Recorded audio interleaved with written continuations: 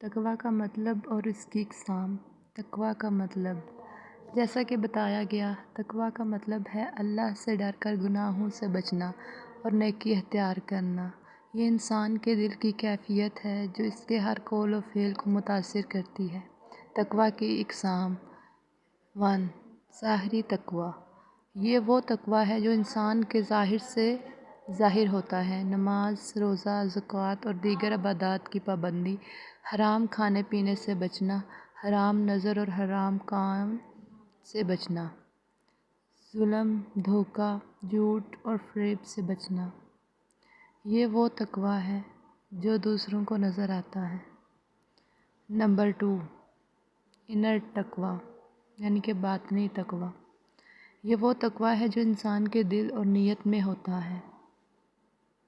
نیت کی صفائی: اللہ کا خوف اور محبت کو دل میں رکھنا، ریاکاری سے بچنا، غرور، حسد، کینہ اور تکبر کو ختم کرنا۔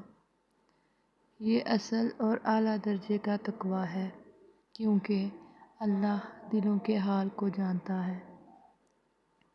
نمبر 3. پرسنل تقویٰ یعنی کہ فردی تقویٰ: یہ تقویٰ ہر شخص کی ذاتی زندگی سے متعلق ہے۔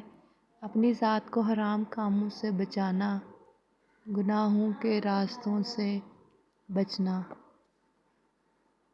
اپنے وقت اور زندگی کا صحیح استعمال کرنا۔ نمبر 4. سوشل تقویٰ اجتماعی تقویٰ: یہ تقویٰ انسان کی سماجی زندگی سے متعلق ہے۔ دوسروں کے حقوق پورے کرنا۔ نمبر 1. عدل و انصاف قائم کرنا اور معاشرے میں برائی کو روکنا اور نیکی کو پھیلانا۔ لوگوں کے ساتھ اچھے اخلاق اور محبت سے پیش آنا۔ نمبر 5. اعلیٰ ترین تقویٰ ہائیسٹ تقویٰ: یہ سب سے بلند درجہ ہے۔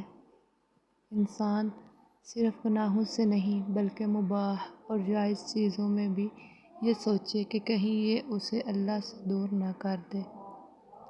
ہر وقت اللہ کی یاد میں رہنا، اپنے ہر عمل میں یہ دیکھنا کہ کیا یہ اللہ کی رضا کے مطابق ہے یا نہیں۔ آگے خلاصہ: تقویٰ کی اصل حقیقت یہ ہے کہ انسان اللہ کے حکم پر عمل کرے، گناہوں سے بچے، نیکی اختیار کرے، دل کو پاک کرے